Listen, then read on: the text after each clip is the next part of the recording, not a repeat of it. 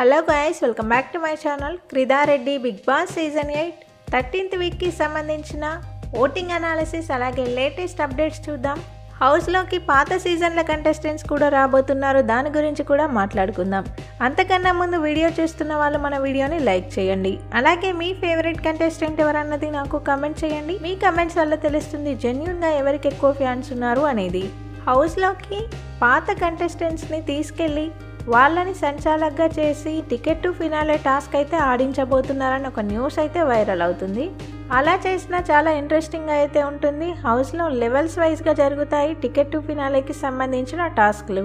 3-4 levels జరుగుతాయి కాబట్టి ఒక్కొక్క సీజన్ నుంచి ఒక్కొక్క కంటెస్టెంట్స్ని పంపొచ్చు. చూడాలి ఎలా ఉంటుందో.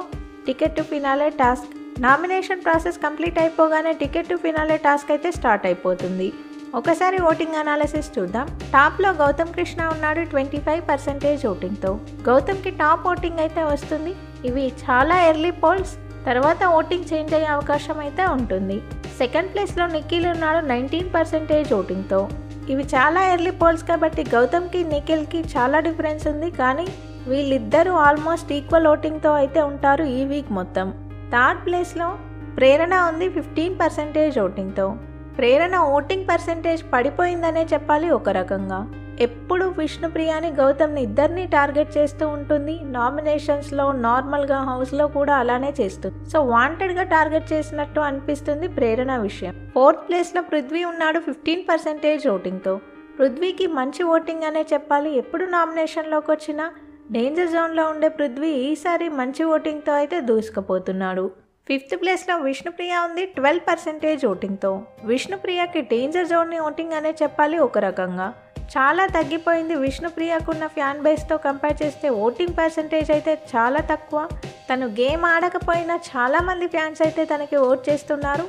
తను పృథ్వీ మీద కాన్సన్ట్రేషన్ తగ్గించి తన గేమ్ మీద కాన్సన్ట్రేషన్ చేస్తే ఖచ్చితంగా టాప్ 5 వరకు వెళ్తుంది. సిక్స్త్ ప్లేస్లో అవినాష్ ఉన్నాడు 11% ఓటింగ్తో. అవినాష్కి కూడా మంచి ఓటింగ్ అనే చెప్పాలి. అవినాష్ ఎక్కువగా నామినేషన్లోకి అయితే రాలేదు. ఇక లాస్ట్లో 7th ప్లేస్లో టేస్టీ తేజ ఉన్నాడు 6% ఓటింగ్తో. క్లియర్ కట్గా టేస్టీ తేజకి లీస్ట్ ఓటింగ్ అయితే పోల్ అవుతుంది. వీక్ మొత్తం ఇలాగే కొనసాగితే టేస్టీ తేజ ఎలిమినేట్ అయ్యే ఛాన్సెస్ ఎక్కువగా ఉన్నాయి. లాస్ట్ 2 వీక్స్ నుంచి డబల్ ఎలిమినేషన్ అనే బజ్ అయితే కొనసాగుతుంది, కానీ ఈ వీక్ ఖచ్చితంగా డబల్ ఎలిమినేషన్ అయితే ఉండబోతుంది. మీ ఫేవరెట్ కంటెస్టెంట్ ఎవరో వాళ్ళకి మాత్రమే ఓట్ చేయండి.